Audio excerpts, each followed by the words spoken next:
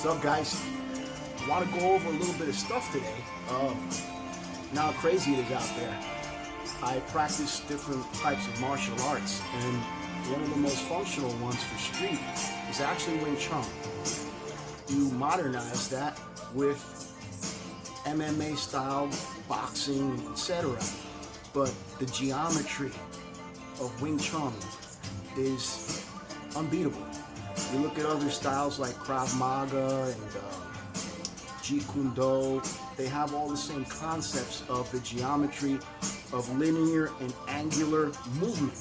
Okay, so we're going to block as well as strike at the same time, and we're going to cover our heads and modernize the Wing Chun a little bit, because the classical Wing Chun leaves your arms outstretched a lot and leaves you open for overhands and different kind of angular strikes. And that's the only reason why they say it's not functional for street, but it is if you know how to change it up a little bit. So I'm going to do some drills on my bag and show you a little bit of modernized, I call it MFS, functional martial arts, all right, or FMS rather, and uses the same concepts as traditional.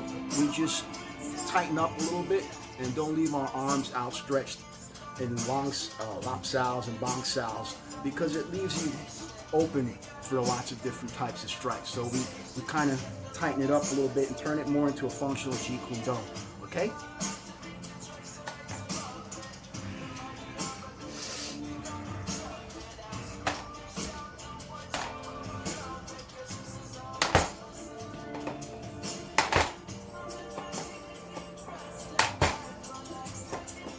Right, so guy throws a punch at you, right? It's coming in at your face, and you have two alternatives, right? You have two options. You can stop the strike coming with the outside of your arm, right? But if it bends around, it's going to smack you, right? If you stop it here at the crease of the elbow, it comes around and hits you, right? So instead of just going like this and stopping it where it comes in, we use this arm and keep this hand here, so that should we block incorrectly and the hook comes up around and it's not so much of a straight punch like we thought and it has an angle to it, we don't get hit. And that's where the Wing Chun guys mess up, because they're trying to make it traditional.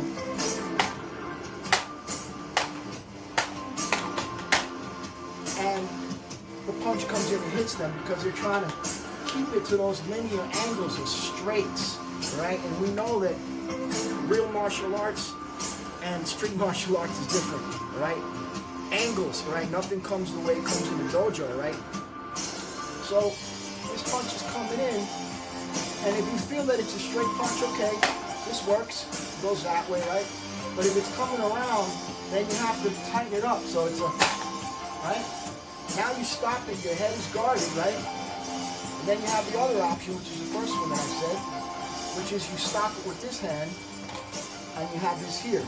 Now this hand is already ready for this, which is why it's so great, because it's double the speed of the person getting hit, because the fist is already there and you're putting your body into it, right?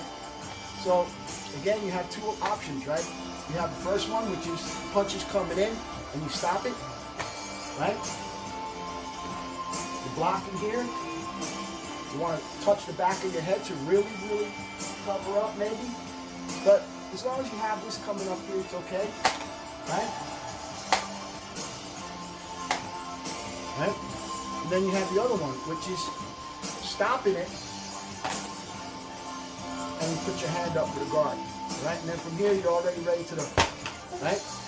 So here, punch, or here, elbow, right? Right? So, what else we got there with that, which is important to know, right? Because nothing comes straight, nothing comes too much of an angle. Person might be feinting, you know? And then you have your hand out here, they make you go like this, and then they hit you in the gut, all right? So, it's a chess match, all right? As soon as the person comes in, by keeping your traditional guard, I don't have to worry about where it's coming from, because as soon as that punch breaks the quadrant, my eyesight and my peripheral vision knows that it's an up block or a down block. So we're blocking two spots usually at once while we're ready to strike, right? Very advantageous because we don't have to worry about getting hit too much, all right? We have a block up top, block down here. We could really turn right from here to an upward block here and deliver a punch, all right? Punching, blocking, backhand, face, nose, hit, right? So it's a triangle. It's a plum flower, which is why I love Kung Fu so much, because it's geometrical, right? We have the plum flower, then we have the sides, then we have the bottom, all right? So this cross is very important because anything here, anything here, anything here, anything here goes to the different blocks, right? And this right here is all you need, all right? This is all you need. This right here is all you need. You got to get good at that, all right? You guard your head by touching here, or at least bringing it up here, right? Because if you have your hand out here to try and stop it, something's going to come over the top and get you, all right? Even in classical, where you jam, that could still come around and get you, all right? So I really like to come in, guard the head, and then from here be able to still deliver elbows, right?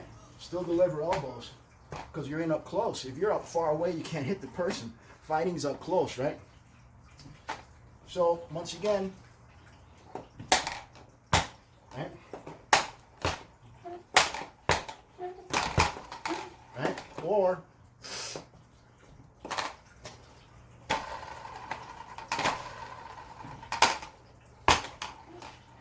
right? So I'm just going to free flow a little bit.